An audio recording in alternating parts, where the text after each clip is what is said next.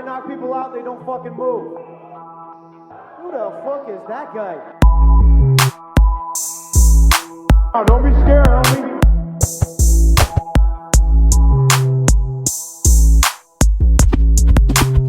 Welcome to Throwing Hands. Oh God, you're playing touch butt with that dork in the park, the ponytail. My balls are hot. Welcome to the Throwing Hands podcast on the SuperSour network. We're here again to talk about the weekend MMA, and mostly MMA because everything else is dog shit right now. Joe, the whitest Puerto Rican you know, here, and also Rick from SuperSour here. That's me. Yeah, nice. So, lots to talk about, and we're going to get right into it. Let's talk about the card that just happened, which was, Cyril Gane versus Tai Tuivasa. Tuivasa. Yes. I have the two future cards up on my computer, and I was like, whoops. Neither of these are the things that I want. Yeah. So this last one wasn't it wasn't super special, but there were some bangers. I really enjoyed because I kind of came in and out of the card. I didn't really watch every one of them.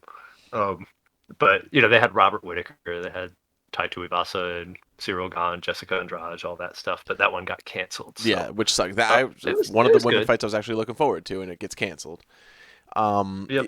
If you were watching it from the very, very beginning, which I wasn't, but I was, we were doing some chores that day, and I had the UFC app up on my phone so I could see how the play-by-play was going. And the first three fights, submission, KO, and then it goes into some decisions after that in the prelim. So just two decisions on the prelim. So watching it on paper, on the app, it makes somebody rush home and be like, I got to see this card because I thought it was going to be a sleeper card. But it was still pretty good. It wasn't the worst card by any standards. I thought the fight between William Gomez was pretty good and Jarno Aarons. Thought that was pretty interesting. Roman Kopylov. Let me tell you something. That man is scary. I was watching that fight and I was starting to take notes, but I just kind of let it go. Alicio Di Chirico, ridiculous name. Oh yeah, I was doing a live on this. That's right, I was recording live. Yeah. Chirico's been around forever, and he's one of those guys that just wasn't ever good enough to get name recognition, but he's been fighting forever. Dude, I wanted him to win so bad because I'm hard on Italian fighters right now. I want Italian fighters to come back and take over, but Marvin Vettori just screwed that. And now so did Alicio here. Roman Kopylov, I don't remember how he got the finish. I should have wrote that down. But man, was it brutal. I know it was. He ended up fucking this guy up. I know that much. Yeah, and then like you said, now, dude, that fight between. Did you watch the Joaquin Buckley fight? Yeah, I love Buckley. And we were talking about that, right? That guy's a fucking monster, and that fight was really back and forth. Buckley, he got on my radar. I think it was the Holland fight. Didn't he fight Kevin Holland? I forget who he had one really good back and forth, where they were trading body shots, body kicks nonstop. And then he has that famous the ninja kick. Yeah, of course. The WWE style. What do they call that in the WWE? I want to say it's not a Rolling Thunder. It's like a Hurricane or something like that. I think they call it. Yeah, a Hurricane kick or something. Yeah, they call it something. Knock somebody out. Yeah, the WWE kick. But that I was pulling for him, but honestly, it was one of those where I'm like, oh man, Joaquin Buckley's losing. But dude, Imavov. Dude, his intensity, I was like, I fuck with this guy. He did not let up. That's a dude that's if you give him 5, I'm scared of watching him fight 5 rounds because he didn't even look like he was done at the end of round 3. He was like, let's keep going. He wanted to break that. Doing this all day. Yeah, he was nonstop pressure. That's you got your last name ends in OV. That's night for you. Yeah, that's a loss.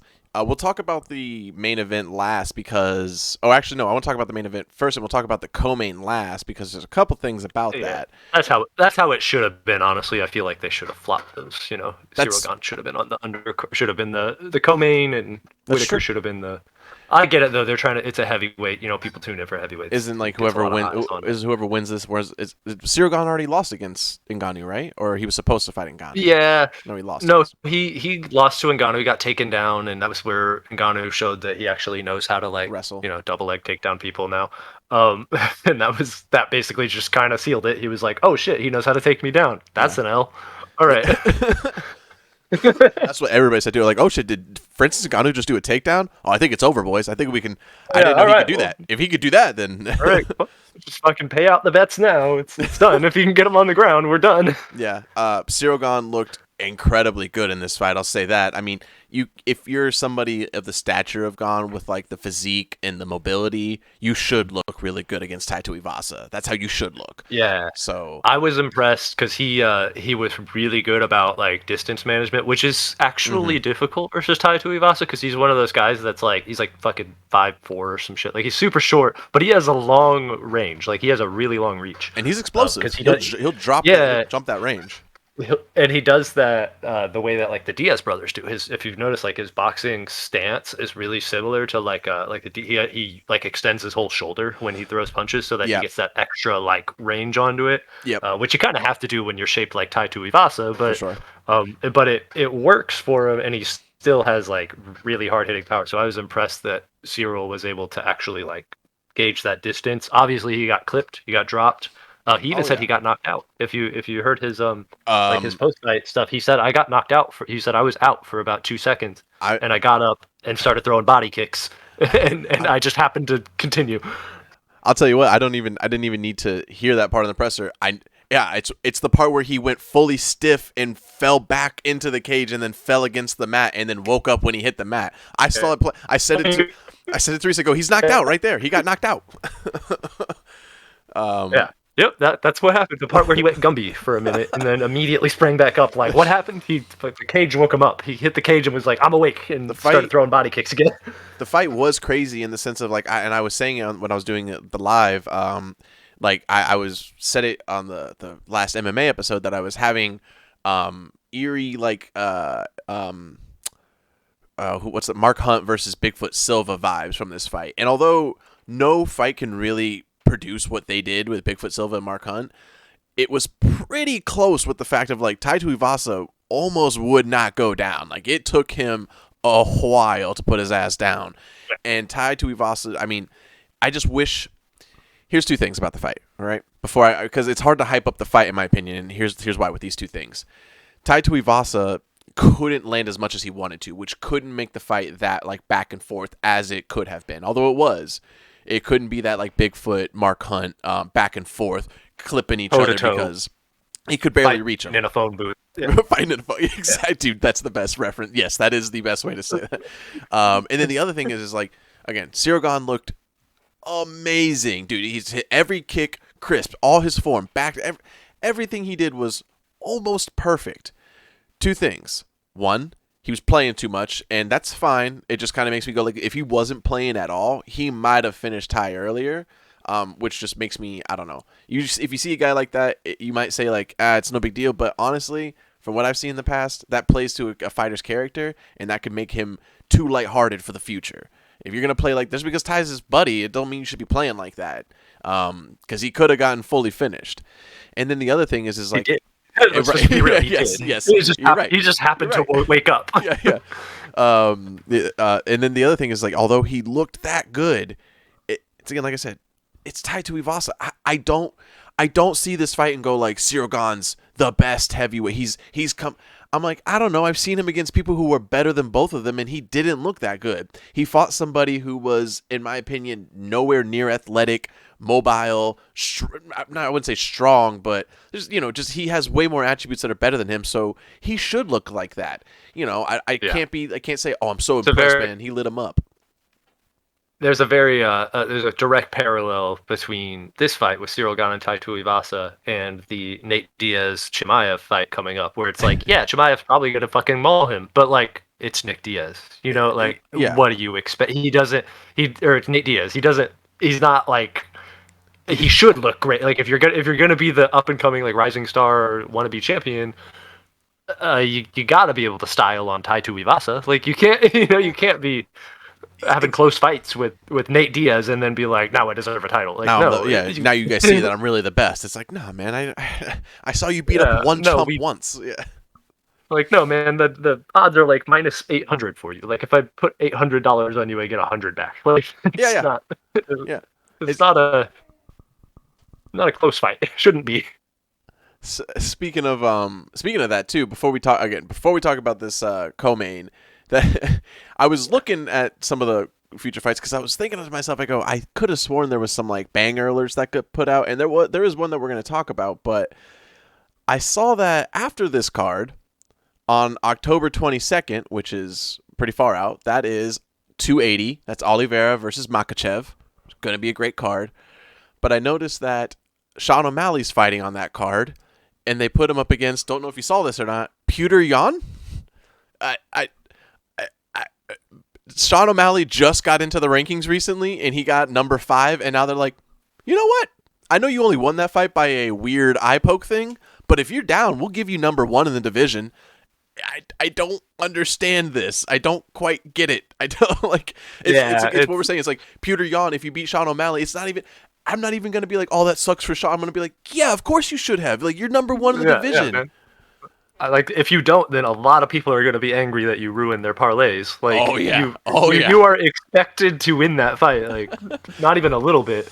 Now, the 280 also has the Aljo TJ Dillashaw. Did you see that? TJ Dillashaw is going to be fighting. Yeah. Is that TJ Dillashaw? I mean, I didn't recognize him when he's not completely on steroids. The picture. I'm telling you right now. I'm looking at the picture. His picture looks night and day difference from every single picture he's ever had in the UFC. He looks not shredded in the slightest. He looks like an Instagram model before the filter, and then like before he looked like an Instagram model after the filter. He was like super shredded. Now he looks like a dude who like works at a bike shop. Right. He's fit, but he's not like he's not like yoked like he was. Looks like he drinks different styles of kombucha for sure. Like 100. He makes and drinks a lot of kombucha.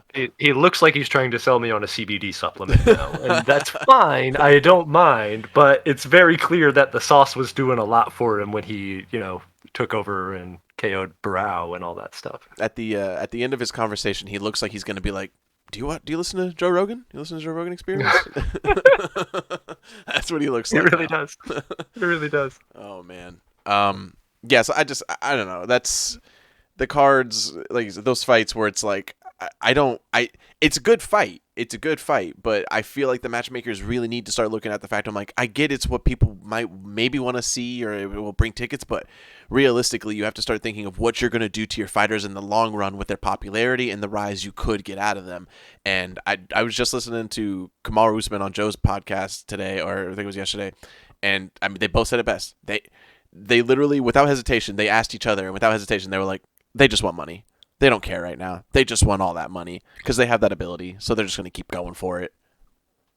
Yeah, that's par for the course for UFC stuff. Like, they're just like, who cares, man? Whatever brings us the most money. Like, they're not cultivating talent anymore because there's so much MMA. Like, their MMA has gotten to the point where there are like little leagues now. Like you got PFL, you got Bellator, you got a lot of like ONE FC, you got other organizations. So like, if you have somebody who's got a name for themselves and then you put them in there against fucking Petr Yan, and then they get KO'd, it's like, all right, well, you're off to PFL, and we'll just grab whoever the biggest PFL star is, and we'll trade them out until we get a new superstar. And that's just how they view it, because they know that for like legacy reasons, a lot of people just want that UFC belt. Like, they want to be able to say that they were the UFC champ. Yeah. But that's funny because like Mighty Mouse has come out and said like, yeah, man, I don't fucking care. He said he lost his belts. He doesn't have any of his UFC belts anymore. I believe, it doesn't matter. He said he gave it to somebody from the UFC because he had to fly and they couldn't get them. They're like 17 pounds each. So he has, obviously, Mighty Mouse, back when they gave you a belt every time you defended, he's like, I got like fucking 7 of them, bro. Like, I can't carry on 100 pounds worth of belts. Like, there's no way. So he just gave them to like a UFC staff, and then they brought him back to like a warehouse, and he's never seen them since. So he's like, it doesn't matter. He's like, I'm still the ONE FC champion. Like, I'm still the greatest. Like, also, those accolades are all still there. Yeah, Yeah, it's just like, I don't have the physical belt, but he's like, it doesn't matter, man. Like, people know that I did that, so he's like, I'm fine with it. when you explain it that way, it does kind of make it a little bit better that they're going like that. Everybody's just going for money fights in the sense because it's just going for essentially popularity. I feel like there was a time, and it was probably way back in like probably I think there was a time like if I had to pick an era, like Carlos Condon era, like I think around then there was a lot of picking guys for fights that made sense, that stylistically, ranking wise, for the shit rankings they had back then, for ranking wise, that made sense, that was supposed to happen. And then at some point, around like Anderson Silva era, like the Brazilian takeover era, like around that time, it wasn't necessarily about that anymore. It was about who's the best guy that we can get who's the next biggest thing that we can get to beat John Jones, that we can get to beat Jose Aldo, Anderson Silva. And that was the whole era for like 5 years. It was just like, who can beat this guy? And then it was still kind of that recently with like some of these unbeatables, and it still happens with like Izzy and, Volkanovski now if he starts taking off, but that era might come back. But right now we're definitely just in the era of like, it's both minds. It's the fighter and the UFC, and it's good on the fighter at this point, honestly. If people think it's a selfish mindset on any fighter to be thinking, what's the best money fight I can get, you have to realize that that's all Dana and them are thinking too. So if they're both thinking that, honestly, we win because then we get some exciting ass fights. So that's the era I think we're in right now, and that's fine. Yeah, that's sort of been the change now. Is like most fighters are just like yes, we were talking about Sean O'Malley. He's somebody who's come out and said that he's like, he's like, the rankings really don't mean shit to me. Like that's not what I'm here to do. He's like, I'm just here to make money. So fuck it. If they want to give me Peter Yan, sure. But like, he's like, I'm just trying to get the biggest payday out of each fight that I can, so that the fight after that is an even bigger payday. And I'm here for it. It's a little weird because then you got guys like obviously again the Diaz fight coming up is a prime example of that. Diaz is like, yeah, I mean, am I gonna get paid? And they're like, sure, yeah, we'll give you your what does he get, like $70K to show now? It's something like that. We'll give you that, and then if it does well, maybe you get a performance of the night bonus. This guy who you're fighting has never not gotten a performance of the night bonus because he fucking exterminates people. So right, yeah. you'll probably get 50K too. Like he's like, whatever, that's fine. I'm going to do my own shit now. What do you think the odds are? A genuine guess that Chimaev just rushes Nate in the first minute and just unloads on him and puts him down. What do you think the odds are for that? Puts him down, not very likely. I do think he's going to rush him though. I don't think he's going to, because you got to remember, like Nate he's got that Diaz head. Like he's going to absorb a lot of shots for sure. I think he's going to rush him because that's Chimaev's style. If you look at him, he's very like pressure forward in the first minute of the fight. He wants to make the other person uncomfortable and then force him to make a mistake. It's that Russian Dagestan style. Yeah, it's just always how he fights. So that's really likely. I don't think he's gonna he might put him down, he might take him down off of an exchange, but I do think that the fight won't go long. I do think that the odds are a bit skewed though. Like people have Nate Diaz at minus or plus 700, and I'm like, it's you got to understand this is a guy who he's been fighting since he was 17. Like he's been professionally fighting for fucking 20 years now. Like he's sure he has a lot of scar tissue and he's a little older. He doesn't quite have the skills he used to, but I don't think you can put him at minus 700 against fucking Francis Ngannou. It's not fair. No. The thing about those odds against this fight though is I just saw, did you watch the pressers that just happened today? No, I haven't watched him yet. I did watch some of the old Diaz fight. I watched Diaz versus fucking Cerrone. Hell yeah! To get caught up. Oh my god, that's a banger. I loved that fight. Dude, any of those old fights back, he was so reckless back then. Yeah, if I could see him do that against Chimaev, I would be so happy. But then I'm like, oh yeah, because Diaz was 23 in this fight, right? And now he's 30. Now he's 30. Yeah. Doesn't do any of that shit, and most of that shit he used to do doesn't do anymore. Barely even rolls with people when he's in those fights. He's just trying to bang with people. Yeah, that's what bothers me. Is I'm like, bro, he was constantly clinching with Cerrone and stuff, and trying to sweep him or take him down so he could Brazilian jiu-jitsu his ass. He doesn't do none of that anymore. He's like, let's fucking go, bro. Let's slap each other for 25 minutes if we have to. Who can get the biggest slap? Let's see. In the presser, it could be just Nate and Nick, how they talk. I know they don't like the media and shit like that, but when he was asked a bunch of questions, but then they asked him, if it was different training for this fight because it's not the fight that he wanted. And his words were, I mean, yeah, it was a little weird, but, you know, I don't even care about preparation no more, you know, beat my ass, I guess. And that was his answer to, and I'm like, damn, like, it makes, I don't know if it's true or not. I don't know if it's just Nate being Nate, but it makes me believe he's not even fucking really training hard right now. He's probably just like doing what he normally does. And yeah, no, he's in his twilight years right now. He's like, I'm done. I'm collecting that fucking paycheck for. He's not quite to the extent of like a Chocolate El Tito Ortiz 3, but he's like, I'm getting there, man. He's like, I'm on my way out. He's got his own promotion lined up. He's like, I don't care about really any of this shit now. So I think that, you know, obviously he's gonna sell that too. He's the Diaz brother, so he's like, that's gonna be the message he puts out is like, I don't fucking care.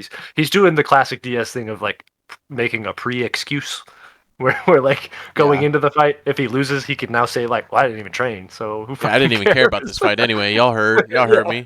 Yeah. I said it before and I'm saying it after. I give a fuck. That's a classic Diaz thing, but like that's what you expect, and I do think it's true too. Like he probably just, I mean, I don't think he's not training because he's Nate Diaz, so like he's probably still doing jiu-jitsu every day, or like he's probably still at least training like biking and swimming, nunchucks or something, doing cardio. Yeah, he's doing some shit. He's hitting a speed bag for 23 minutes and filming a YouTube video. I like how we're doing Nick accolades, but they're basically the same accolades. They're the same person. Like, let's be real. We were talking about budding before. Like, Nate Diaz is just a bud of Nick. He has transformed. Like he has transformed into Nick over the last like 5 years. He's like, if he put on a little bit more weight and like started going to clubs and drinking a lot, he would be Nick Diaz. As if he would be the same person. When he has the backwards hat on, he looks almost exactly like Nick. It's ridiculous. You brought up his promotion. I'm going to share my screen here real quick. You brought up his promotion, and it's funny because I have a video, full screen, of him talking about that promotion, and it's so Nate.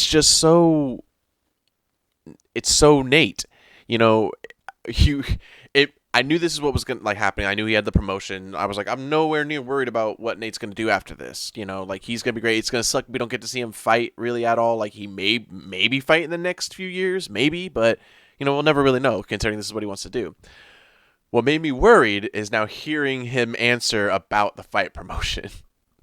Hold on here. Let me pull this up. Yeah, this is a video of Nate Diaz talking about the fight promotion and kind of how that all started. And it is in very classic Nate Diaz style how he explains this all. Out and see the time that gone by. Nice. Big week for you. Obviously a big fight, but a big news as well that you're getting into the promotion game with Real Fight Inc. Talk about that aspect of your life. I mean, is that an exciting new development? Well, just the way it's been like from my whole career. I've been a promoter the whole time. Come to find out, you know, my fights promote themselves, and then the whole thing came with, and then I was like, I'm gonna get the Connor fight and show people how it's done, but nobody learned how it was done. So then I was like, got the rematch and took the 3 years off, and I was like, all right, well, I know what I'll do now. I'll make a belt. Watch me do it too. And then so that happened, and then whatever the fuck happened next, every time it's like, what, this easy? Why am I playing for them? I play for me. I know. That's his answer. That's how he explains how he got into his fight promotion and how that's going to go for him. It's very on brand for him. Is it not? I was going to ask you, for being on brand of a Diaz brother, there's nothing wrong with that. But for being somebody who's about to explain how their fight promotion's about to work, it just doesn't look good at all. Yeah, so I mean, you want basically a little bit more than that. That's, you know, and also my fights, you know, promoted. I mean, they promoted themselves, you know, and then it was like, you know, I was like, what the, you know, then I take 3 years off, you know, and then I'm like, what next? I'll make a belt and watch me do it, and then I did it, and now it's like, I don't know what the fuck happens next, but I'm like, what? How is anybody supposed to take your venture seriously? Like that, those were complete sentences, but they formed him in a weird way. Yeah. Speaking on his fight, I'll just say this. It's funny. Kevin Holland had something to say about the Chimaev Nate Diaz fight. It wasn't really necessarily about Nate Diaz and the fight. I mean, he just basically said all out loud. He's like, because he's on the card as well this weekend, and he just said out loud that, you know, I guess people thought he had problems with Chimaev, and he's like, absolutely not. Don't know why you'd say that. But they were like, what's your opinion on the fight? And he thinks that obviously on paper Chimaev should win. That's fine. But I agree with what he says, and I don't. There's this like personal. Here's the thing about Chimaev, right? Besides the fact that he's absolutely starching dudes, like making the definition of starch, he's also a personality, right? He's all gangster. He does the screaming in the mics. He wanted to fight that one guy who wanted to fight, which I think was Hakeem, who wanted to fight Darren Till backstage. You know, he does very This is the thing, right? He's also gangster, right? But when I see it's so, I don't know about you, but it's so obviously fake to me. I'm like, you are so not this guy. It seems weird when he does it. And that's what Kevin Holland says. He's like, he only does this shit when you guys are around, when the media's around. When you guys aren't around, he's all fist bumps, high fives, how's everybody doing? The second you guys turn your cameras on, he turns into this like gangster guy. It's weird. And I'm like, there's proof right there. So I don't think this attitude that everybody thinks of, like, Chimaev's, you know, a badass, he's a gangster. I'm like, he starches people. Let's leave it at that. His attitude is nowhere near the mindset that a Diaz brother could be. Yeah, it's one of those things where it's like, man, you don't have to like make the character for yourself. You just the work shows itself. You know, like I'm not tuning in. I'm not buying pay-per-views to watch you act. I'm trying to watch you beat people up, and you're really good at it. So just do that. Right. How does Khabib's like example not show through to those guys who, you know, barely speak English? All you have to say is, I'm going to smash you. I'm going to break you. Say any of those things after you've already done it to other guys, and it's the best shit talk ever. Yeah. That's really what it is. It's like that's the reason that that like, so, you know, John Jones had a bunch of other stuff going on, but really that was it. He was like, what are you talking about? Nobody's gonna beat me. I've already beaten the entire top 5. Like, they're gonna fight for the chance to fight me again, because there's no reason for me to fight any of them right now. Yeah, and it sucks that like Nate's so like not really into this fight as much, because I was listening to Shane Gillis talk about, because he loves Nate Diaz. I was listening to him, and it was hyping me up, because he just think about, like, you know, I was explaining this to Reese, like, the shit talk Nate Diaz does is very prolific in a very Nate Diaz way. Like, his words are very 2 sentences that don't make sense, but what he says shit talk wise is so badass. Like, when he was fighting Conor for the second time, and Conor, you know, is talking all that shit to him, and he's, you know, at the presser, and then Nate just, you know, classic Nate just lets him talk his shit. And then, you know, Conor's doing the Mystic Mac thing of like, oh, Mystic Mac is back. I think I'm gonna KO him in the first round. And oh no, this is actually the first fight. He says that. And he says, I'm gonna KO him in the first round, I think. And Nate says to him, he better get that KO in the first round. It's like, that's so simple, but to Nate that means like, if you don't kill me in the first round, I'm coming for your ass. And then it's like in the second fight, when he's talking all that shit again, like, oh, I'm gonna beat you, I'm gonna get him this time. Nate doesn't care. He just sits there, let him talk shit. He picks up the mic and says what? He says, he's like, dude, I don't care. I already killed you, bro. He's like, I killed you. Because then he was also quoted in a presser asking, when somebody asked him about that, and he says, oh, yeah, like, I murdered him. Like, if there wasn't a referee in the octagon, like, that's how our fights work, I would have killed him. People had to pull me off of Conor. He's like, so I killed that man. No matter what he does to me, I've already killed him. And that's so badass mentality-wise. Yeah. Yeah, it's true. Sometimes less is more. It's the Chael Sonnen approach of you know, you just wait for him to do his whole spiel, and then tell me another story about jackals. I want to hear more. Yeah. I landed in Brazil, Guerra brothers landed in America. I was the first to see them. He had a carrot. He was trying to feed a bus. He was trying to pet it. I just wanted to quote that. That is also a classic Chael Sonnen. I love that one, because like, it's the one with Chael versus Cheeto was great, because he goes on like a 4-minute long spiel about like the story about a lion and a jackal, and he's just like pretending to sleep the whole time, and then he finally wakes up and he's like, Go on, tell us another story about jackals. That's so good, dude. Tito was fuming in that. That is the best Chael Sonnen shit talk right there. You're right. Less is more. Less is more. So something I wanted to bring up. We didn't talk about Robert Whittaker versus Marvin Vettori. That fight was great. I thought Robert Whittaker looked fantastic. I think it's hard to put away Marvin Vettori. I think if it was anybody else, Robert Whittaker would have put them to sleep easily earlier in the fight. But Vettori's so big at 185 that, I mean, it's not the easiest KO guy, which is cool for him. That's you great. know what I was surprised with?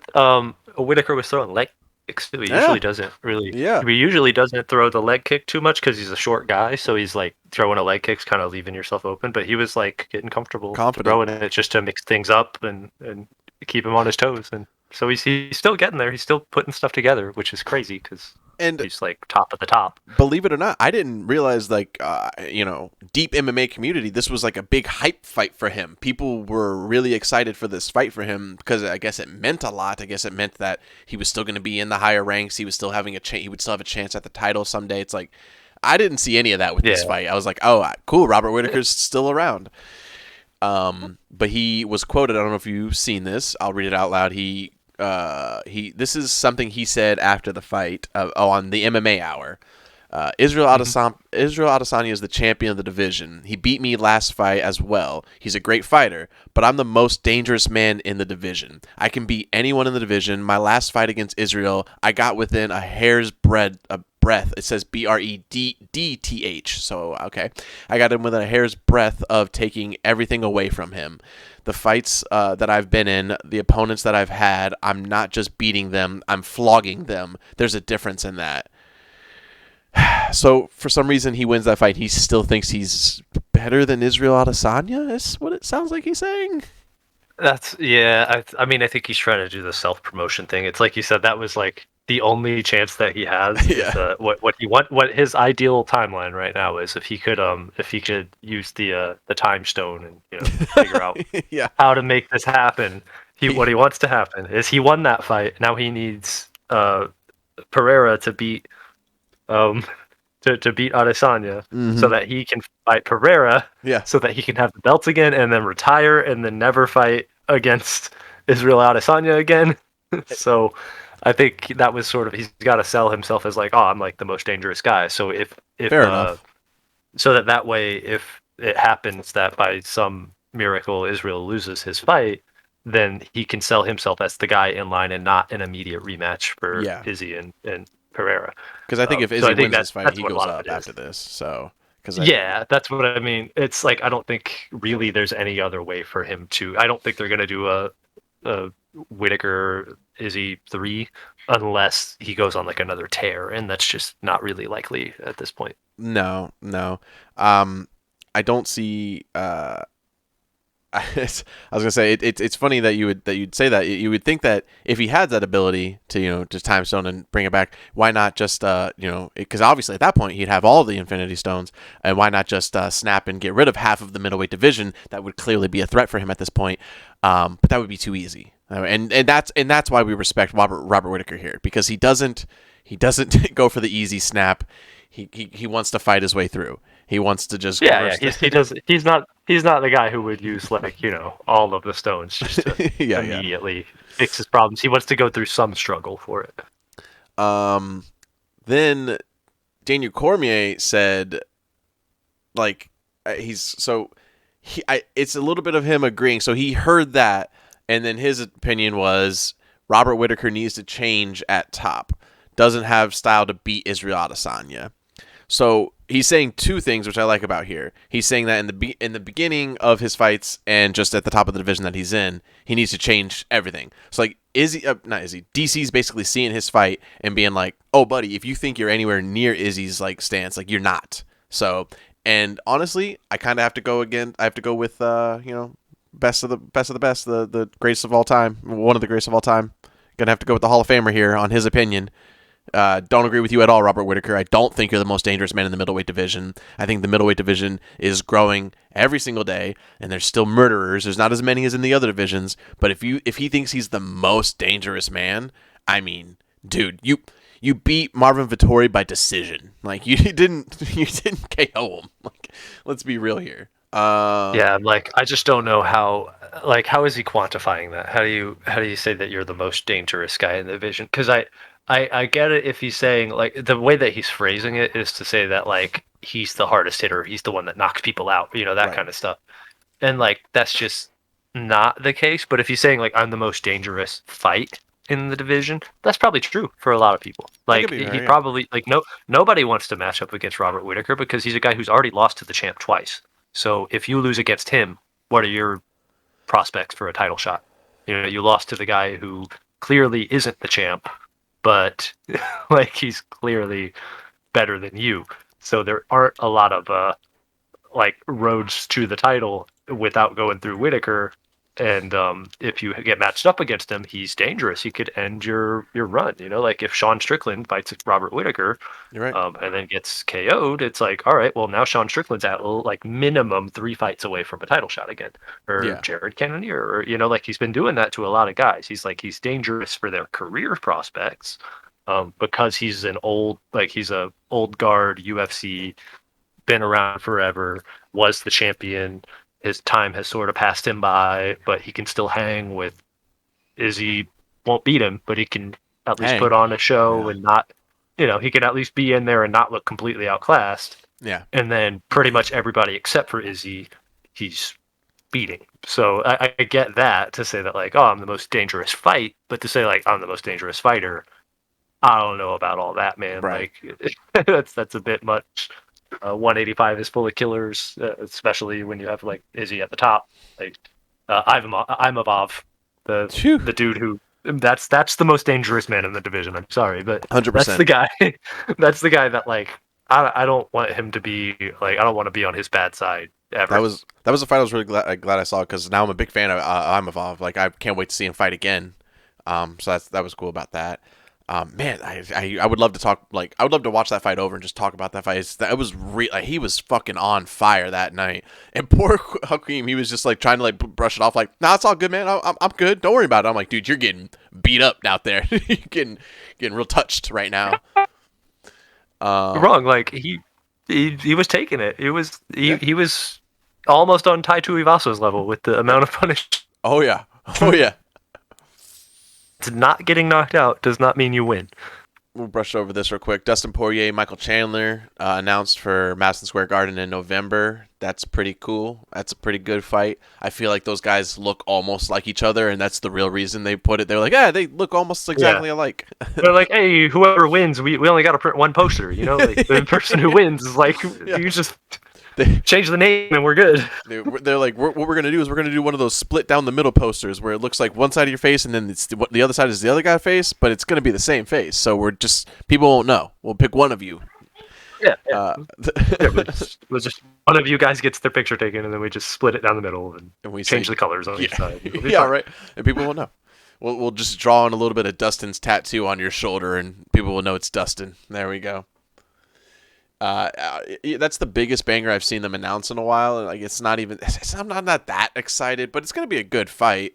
And what I like about that is, since my initial reaction is, it's not that great, I feel like it could end up being a banger. Yeah, it could be one of those ones that's like, it's all right, but it has the potential. You know, it's not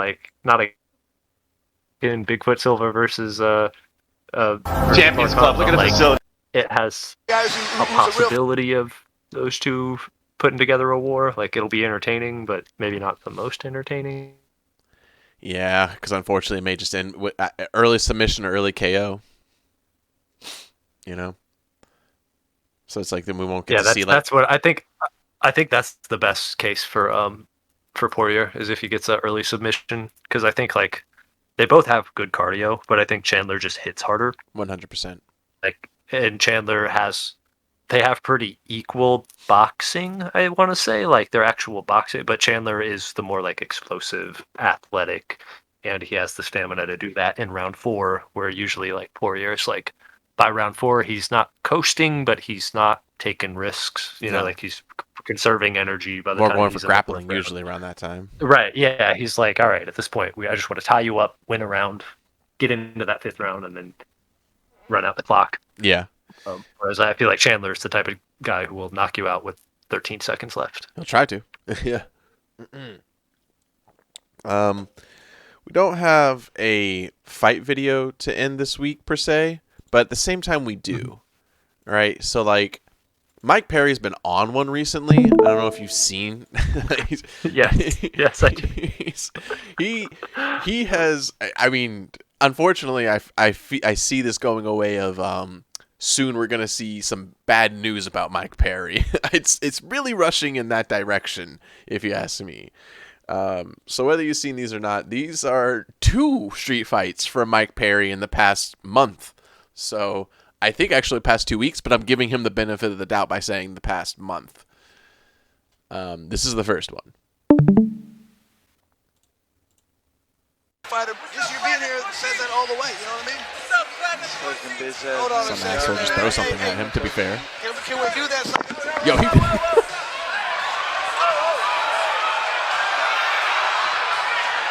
So off camera, Julian Lane coming. So yeah, you can see at the end. I mean, I can tell you from what you can see from that angle, you can definitely see Mike Perry throw an overhand right. Like you can see him be the first to go, God!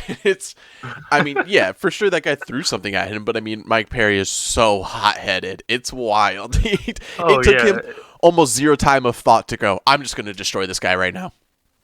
I'm surprised he had the presence of mind to take off the headset. Like, he took off the headset, and I was like, wow, that's very respectful of him. And then he immediately jumped the thing and was like... You see him take a moment to go like, ah, man, this is crazy. And in that exact moment, like, before he could even finish that sentence in his own brain, he was like, jump the rafter and beat his ass. It's so crazy. It's the stereotypical say, you know, there are 2 wolves inside you. The good wolf. The one that's like good in trying to just complete the commentary was in control for all of 0.3 seconds there. It was like, please, Mike, take off the headset, and it did. And then the other one was like, let's go fuck him up. Dude, in that 0.3 seconds, his good wolf said a whole paragraph of things why he shouldn't do this, but all he heard was the last part where he was like, at least just take off the headset. And the bad wolf was like, hell yeah, headset off, baby, let's go. Took that as permission. Yeah. Last one, I know I sent you, so let's watch it with everybody now.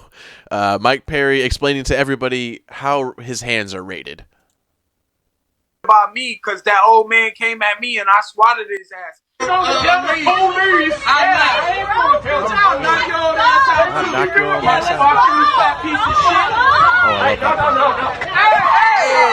I swatted a few people in these streets.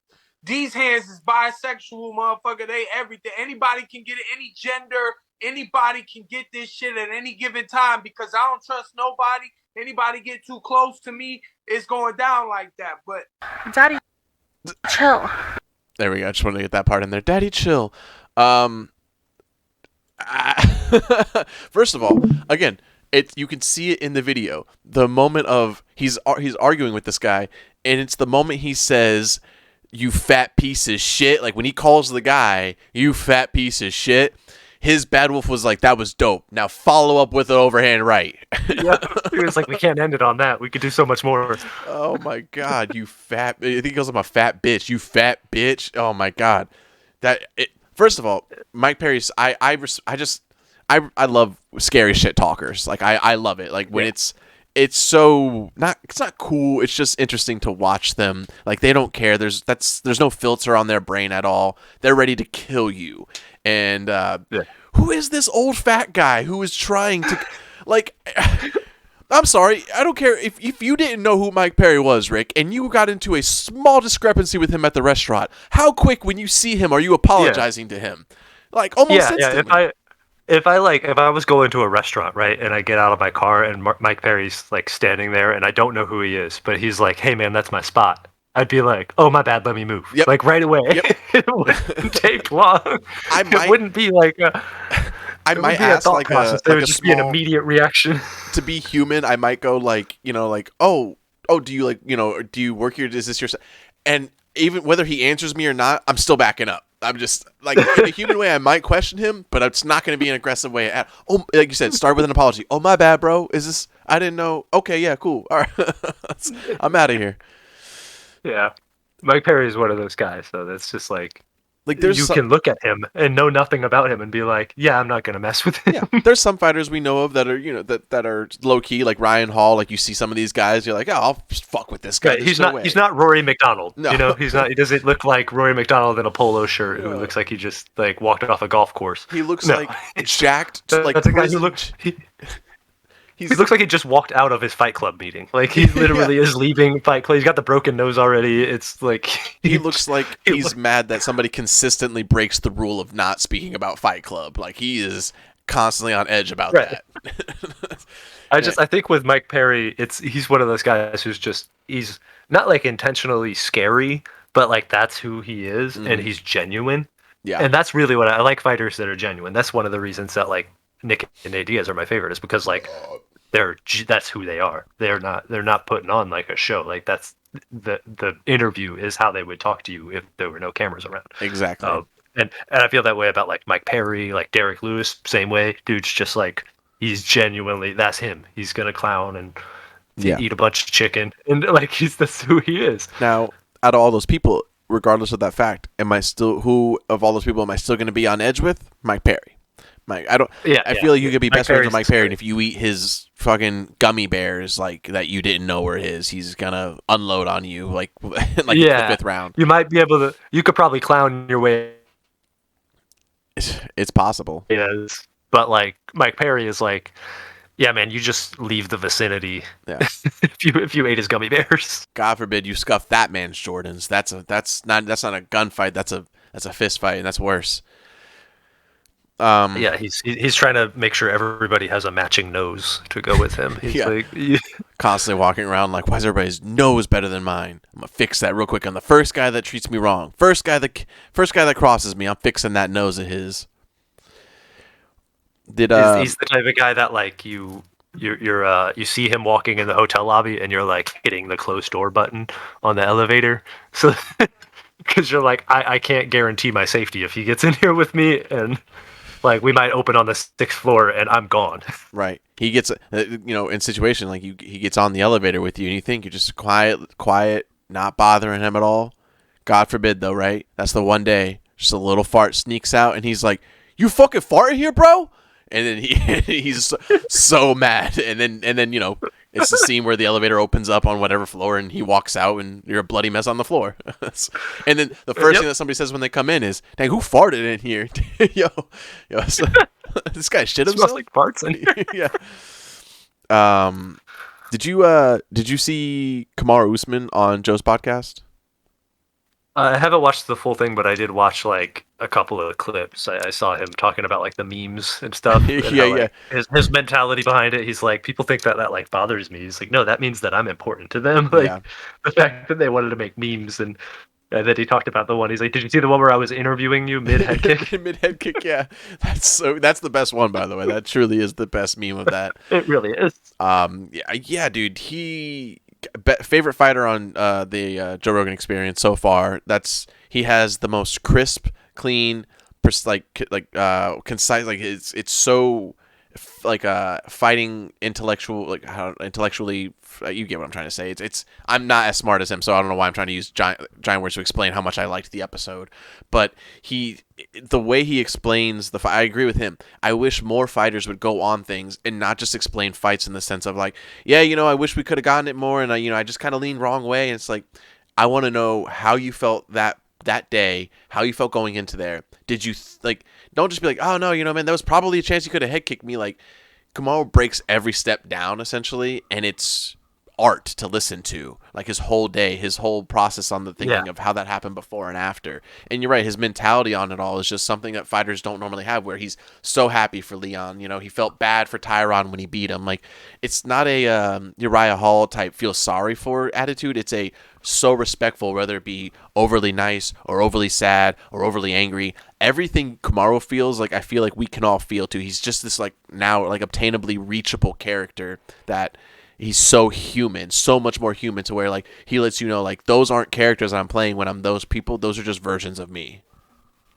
Yeah, it's genuine. Like I said, he's a genuine fighter. Like the stuff he's saying is not like to sell tickets. He's like this is if you asked me alone in the back and there's no cameras, I'd give you the same answer. Or he genuinely is that person. And the interview just kind of showed that like he's willing to. He's not somebody who's like trying to keep trade secrets. He's like, no, I want people to know what I'm going through and what everybody else goes through when it comes to like you're fighting for a title. Like this is like a championship fight. Like not a lot of people ever get to experience that. So for him to like go out and say, here's how it went, here's how I felt, here's what I expected, here's how things happened, is like that's extremely uncommon. Like you don't get that in boxing. You don't get to hear like in boxing. Like you don't. Like if you go to Tyson Fury the next day and say like, oh, how did you prepare and everything, he's gonna give you the canned answers. He'll tell you, I warmed up in the back with my dad and we were my training little some brother stuff. and yeah, we were just kind of trying to work up a sweat, keep my heart rate up so that I was comfortable when I got in there. And we were like, we know that shit, bro. Like I know the mechanics of how people get ready for fights. Like that's not what I'm asking you. Yeah, how were you? I'm asking you how did you personally experience that fight? And you don't really get that from a lot of people. And if it's nothing, that's the thing. Like they don't even want to try to go into depth of that. If it's nothing that you're feeling, nothing, just go into that. Like it's weird how like in that moment, like there's actually nothing. I'm doing these things, but I'm like a floating conscious. It's like I'm not actually that as much as I want to. Something. Give us anything. Yeah. It's funny because like there's a when I think it was Robbie Lawler that was on Joe, one of the fighters that was on Joe Rogan's like when he first started the MMA podcast version. He had a conversation with somebody like that. It wasn't like a super, like a really big fighter, but it was somebody big enough that I was excited to see him. And they said that like, hey, when I get in there, it's like, my mind is blank. Like that day I've already done all my training. I know what's going to happen. Like I think it was Mighty Mouse who said that. All of this. Yeah. So he's like, I don't, when you ask me like, what did I experience? He's like, I sort of out of body. Like I'm like piloting the mech suit that is my body. Yeah. There's no like feelings attached to it.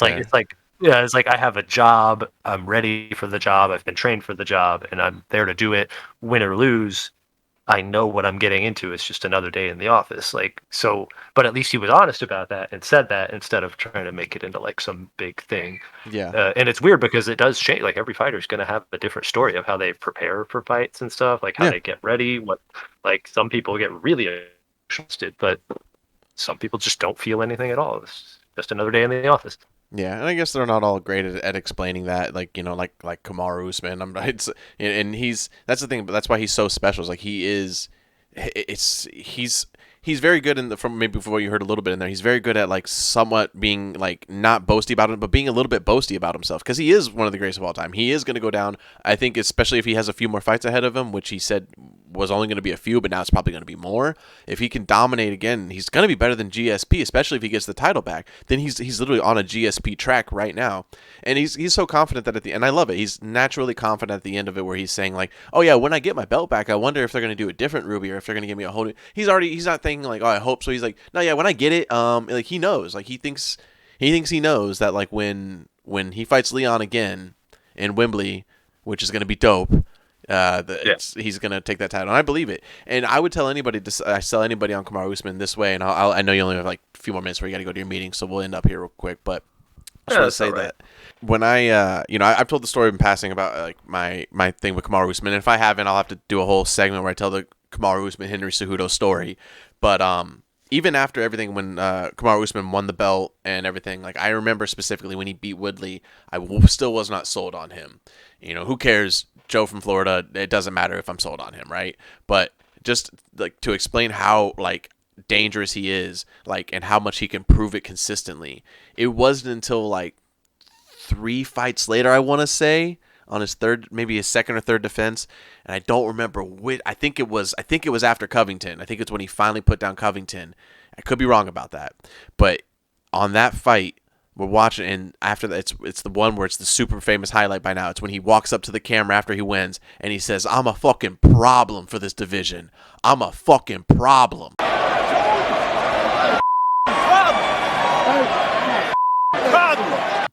And when he said that, I was like, I just got goosebumps just now. I'm like, because he decimates his opponent, walks up and lets everybody know, like, I'm a fucking problem for each one of you right here. Not like Robert Whitaker, who's like, I'm one of the, I am a problem, in fact, actually, everybody. He got in the camera and let them all know, and he's like, I just showed you. You want that to happen to you? I'm the one. I'm your fucking problem right now. And the second I saw that, I was like, I'm sold. Kamaru Usman's the best, the greatest of all time. I think that was the Burns fight. I want to say that was Gilbert Burns. He was really upset I think about the Gilbert Burns. Are you sure? He could have been. You know what? It might have been earlier because like he KO'd somebody, and Covington was the last KO before Burns, and then before that he didn't get a KO. Like he didn't knock anybody out until like Sergio Moraes. Like no, he did. That was after Covington. Oh yeah. And he KO'd him like way later. So it probably was Covington.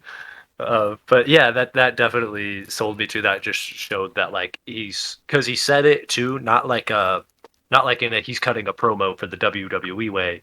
He said it like, "Hey, I'm on TV. I need you guys to know, like, I'm a problem. This is gonna keep going. Yeah, like this is for real. Like this isn't stopping." It meant so much with, like you said, less is more. Less is more. Yeah. Exactly. It's the I'm not surprised, motherfuckers. Like, you say that, and it just immediately the whole crowd goes, ah! And it's like, yeah, of course. Which I like. That's the dream timeline for me. Is Nate goes out and like guillotines Khamzat Chimaev. Oh yes. And then like taps him out first round. Declines the interview, but like when Joe comes in to interview him, he just takes the mic and goes, "I'm not surprised, motherfucker." Mic drop and then leave. Yeah. Hell yeah. God. That's the best timeline. That is the best timeline, right? Yeah, if it doesn't happen here, hopefully it happens somewhere else. Holy shit, that would be great. Oh man, now I'm geeked for the fight just for the hopes that happens. Yeah. I'm hopped up on hopium, but it could happen. Yeah, so for sure, it's possible. It could be. There's like a 4% chance it happens, but if we run it back 100 times, that means I get to see that 4 times. So you're telling me there's a chance? That's basically how it feels. The 280 card is actually kind of stacked too. Have you been following that one? The 280, like the full fight card. Oh yeah. Yeah, that one's. They've got. That's Jesus Christ. Jesus, I just fucked up my whole throat. Hold on, what the hell just happened? Oh god. That was wild. I just like fucked up my whole throat. The Charles Oliveira moment where your trachea exploded mid-fight? I think so. I just choked on my drink for a second, and all of a sudden everything was different. Speaking of that, he's the Islam. That's 280. Is Islam and Charles, and then they have Aljo and TJ. Yeah. They got Bilal. I will never remember your name, Muhammad. Yep. He's not one of those guys that it's like, oh, I'm hyped to see him. I'm like, you're the anti-hyped to see you fighter. I'm sorry. Literally, I don't know why they put him on any cards anymore. I really don't like that guy. More excited to see Volkan Ozdemir versus Nikita Krylov. And that's also got, like you said, it's got O'Malley Peter. It's got what's that one lady? Chukagian is fighting some. Oh yeah, Caitlin Chukagian. I don't remember her name. She's fighting that lady who just decimated her opponent last time. So like that'll be a good one. The bitch from France. Manon Firot. Yeah, that sounds right. Something like that. I don't know. I know that the person she's fighting had a really good win on their last one. And then they got a bunch of guys on the undercard with Russian-sounding names. They got Zubaira Tukhagov and Magomed Mustafayev. Yeah.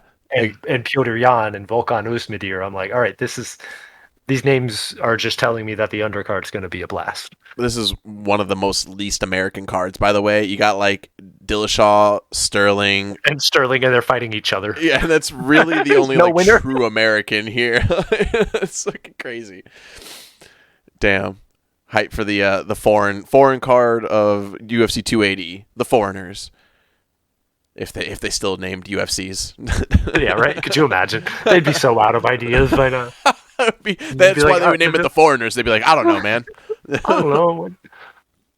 And then I think the one after that, like the only like other big card that they've even announced is the Izzy and Pereira, and then they have Carla Esparza versus Zhang, but not really hyped about either of those fights, to be honest. Like, obviously, I love watching Israel Adesanya, but I feel like Alex Pereira has only had 7 MMA fights, so like No, yeah, and not like he's gonna just stand up with them the whole time. I feel like Israel is good enough in like the clinch scenario that he can force it to the ground and just beat him up. Because the thing is, people think Izzy's like only a stand-up fighter. No, he's just a counter striker, so he doesn't really like try to get takedowns or anything. He'll knock you down, and then he has no problem being on top. Right. He's not a defensive like jiu-jitsu fighter.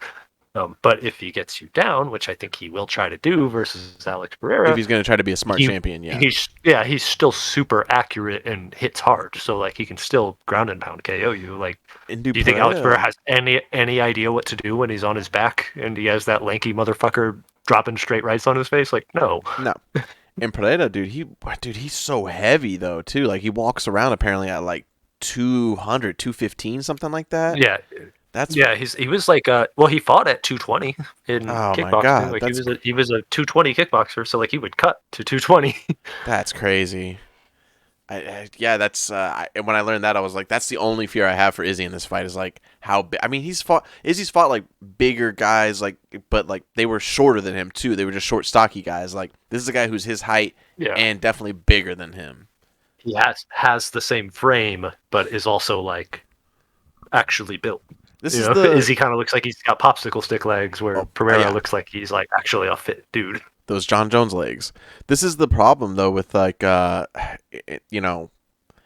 champions in UFC is that if Pereira wins, like let's be real, is anybody gonna like besides the people who are like diehard Pereira fans or like people from Brazil, like is anybody gonna be excited or happy? Like you get these champions who are such good faces for the company. That's just how fighting works. Like you can't be mad that they're not champions anymore. But sometimes you get these fights against like another guy who you can't get behind. It's kind of like like trading off presidents. You're like, I really like that president, but maybe I can get behind this one. I don't know, but you can't because you like that one so much. And it's like I can't get behind Pereira if he beats Israel Adesanya. I'm like, Adesanya does so much for the goddamn division and social media and everything, and it's like, then who's going to be champion? Pereira, who just sits silently and tweets things in Brazilian? Like that, I hate that shit. It makes me so mad. I know. We talked about that on the last one. It's like the fact that Fight Talk has become like Twitter threads, and I'm like, I'm not there for it. It doesn't interest me. I don't want it. I can shit talk with people on Twitter all day and not have to like fight them. So I don't care what those Brazilians say either, how tough they think. That's their thing right now. Brazilians love to get on Twitter and talk shit. I don't know why. The Brazilian fighters love to talk shit at other fighters. I see it all the time. Whether they put it in Portuguese and it gets translated, or they put it in broken English on fucking Twitter, and they're always talking that shit. Like the Brazilian fighters, still not on the top of my list. Still not there. See, we're in a different era because we came up with like the Damian Maia, Anderson Silva, Leona Machado style Brazilian fighters where they're like honorable, respectful. Yeah, seriously. And like they just show up and then RDA smashes you like he did everybody else, and then Renan Barão does a flying triangle choke in the third round. Yeah, or but something. How I feel about Renan Barão. Dance. But yeah, you know what? Like, is that the biggest fall from grace ever? By the way, yeah, Renan Barão. That man was like, he was on like a 14 fight win streak, and then now he's lost like 6 in a row. Like, he doesn't fight in the UFC anymore. Never recovered. I think he's out, right? No. He's like losing to regional guys now. Like he's like not even. Dude, he's sitting there. He was like tearing through. He's sitting there like the squad like from fucking Space Jam, like Charles Barkley and all them, looking at their hands. They're like, man, what the fuck happened? He's like, what? Why can't I do? He's like punching air, and it's just like he's getting punched back. He's like, what the fuck? He thinks he's in a dream. He's doing those dream punches where like you throw an overhand right and it just like boops him like a pillow. Like that's what he's doing now. If anybody has a reason to be mad at USADA, it's that guy. Oh yeah, and then Barão, because they let TJ Dillashaw just sacrifice him. Destroy him. Which GG was never the same. And I'll say this, and I'll say TJ Dillashaw, as much as I can hate him for everything like that, I'll watch those Renan Barão fights over and over and over again. He pieces him up so hard. he looked like on a that was almost like Anderson Silva versus Rich Franklin style domination, or Chris Lieben style domination. Yeah. He almost got to that level, but like not quite. It wasn't quite there, but man, he put on like a I can. It was like somebody who's like a professional fighting game player versus like a random 6-year-old just walked into the arcade and was like, "Hey, can I play with you?" Yeah, and he was like, "Sure, kid, here, take a quarter." And then Hindenbrow definitely looked like halfway through the fight he was asking like, "How do the buttons work? I don't know how the buttons. I don't know the moves." It's definitely his look halfway through. How do you use the super? I don't. Where did that come from? How did you do the spinning roundhouse kick? Yeah. These hurt a lot, by the way. Please stop. Yeah. Nothing. I'll never forget how happy I was watching the second fight. You know, thinking like I was mad that Hindenbrow was even getting a rematch, and then just not knowing how it was going to go, and then for TJ Dillashaw to just he actually looked at me in the camera and he gave me a wink and a point to tell me you're welcome for piecing this piece of shit up a second time for me. And I felt really good. I'll never forget that how happy I was that day, just yelling at the TV to keep kicking his ass because it wasn't a flash KO. It was 2 fights where TJ Dillashaw didn't get touched and just beat the shit out of like some like kid in a sandbox. It was wild.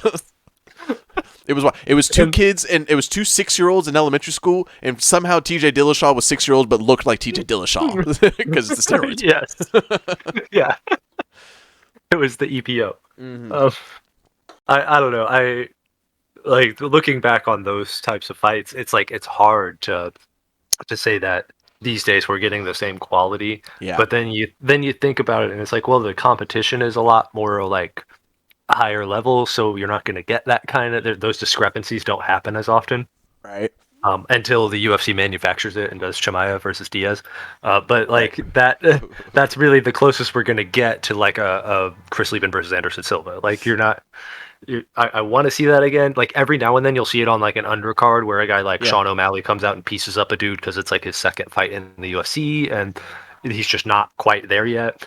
Or like late replacement fights, like where that dude God, who was the guy who came in with the green hair and just got the Hulk? No, I know you're talking about. I forget his name. He had a weird last name, but boy, he just did not look like he belonged in there. He was like tough and kept eating shots, but nobody wanted him to. They were like, "Please, just lay down and tap. Just lay down and tap on the mat, man. You don't have to do this. We understand you're tough. It's okay." Yeah, but we don't see that kind of stuff anymore.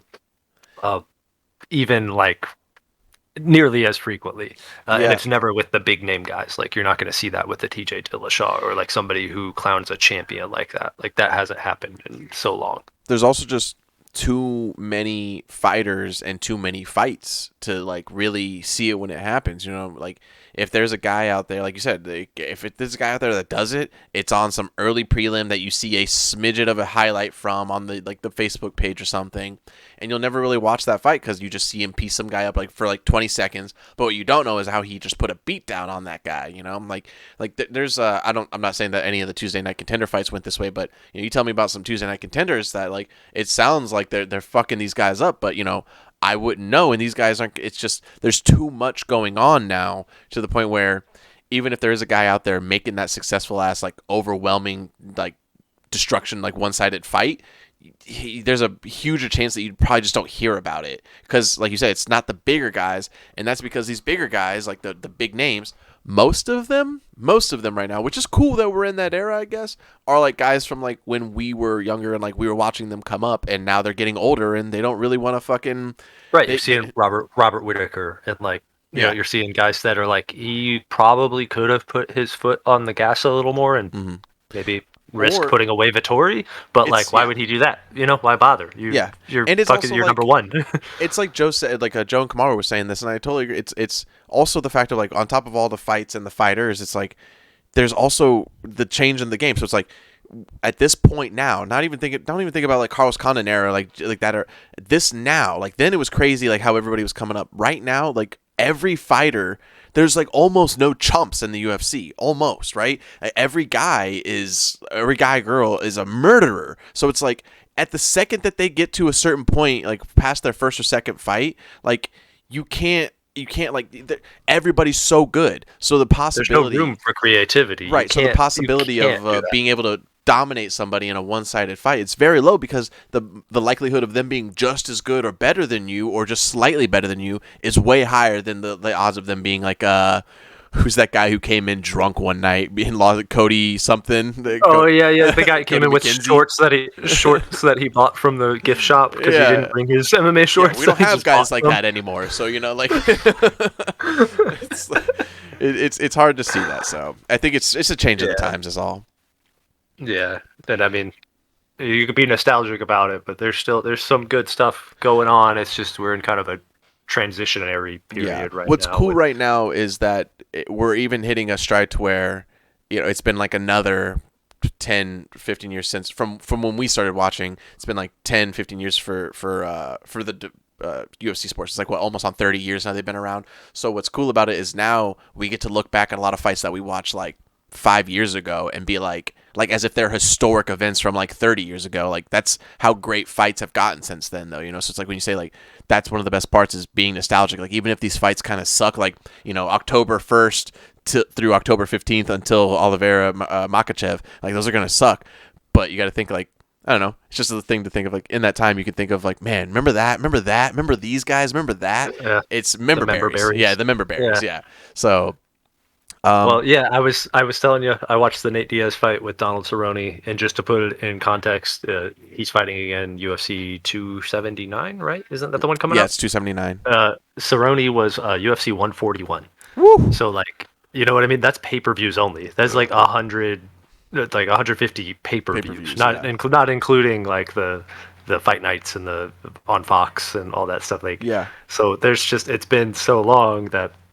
We could look back on those and be like, man, you remember when, like, you reminded me, Bigfoot Silva and Mark Hunt. Like, I forgot that fight happened, but boy, when I look back at it, I'm like, that was a monster. The Cain Velasquez fights, like, yeah, I was just about to say that. Like Joe Rogan, he gets me hyped for fighters and fights and like old fights more than anybody else. Like I watch that Nick Diaz video probably at least like 12 times a year, and when he's talking about shit, you just said a fight or two, and it fucking Bigfoot Silva, you were saying, and it's like god damn it. Oh, Cain Velasquez.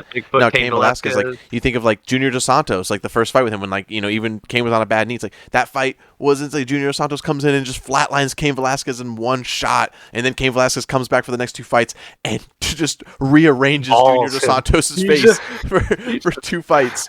He just mauled him for that whole. Like I've never felt worse for a fighter than I did for Junior Dos Santos after Cain Velasquez 3.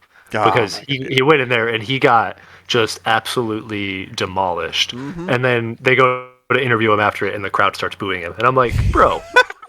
Yeah, please. He literally got involuntary plastic surgery via elbows and fists. And then the crowd was like, you are ugly. You suck. And he's like the nicest. He was the nicest champion ever. Like the soft spoken, like came out to amazing. Yeah, he was like the most likable guy, and that he just had the worst night you could imagine. Twice. All right, I think we're good. I think we've covered a lot today, Rick. What do you think? Right? Yeah, I think I think I'm out of content. Yeah, for now. Recharge the content. That's the thing about talking MMA. It's like about 24 hours. Yeah.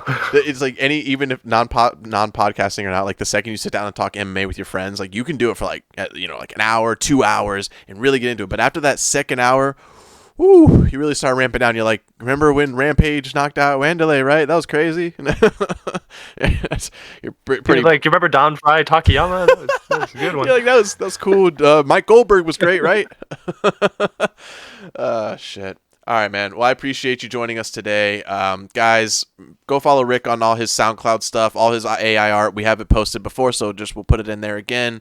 Check out SuperSour social media, SuperSourjir, and check us out on twitch.tv/SuperSourGames. Follow us on Spotify and SoundCloud as well. All the links are going to be down below, and also we'll put it around here so that way you can see it all nice and pretty.